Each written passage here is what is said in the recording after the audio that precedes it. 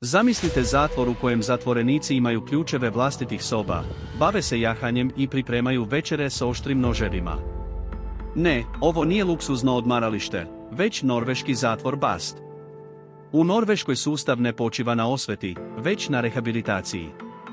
Zatvorenici žive u drvenim kućicama, imaju pristup teretanama, kinima i glazbenim studijima. Čuvari ne nose oružje, često ručaju zajedno sa zatvorenicima i potiču ih na promjenu kroz povjerenje, a ne kroz strah. Dok ostatak svijeta gradi visoke zidove i stavlja rešetke, Norveška ruši barijere. Rezultat? Jedna od najnižih stopa povratka kriminalu na cijelom svijetu.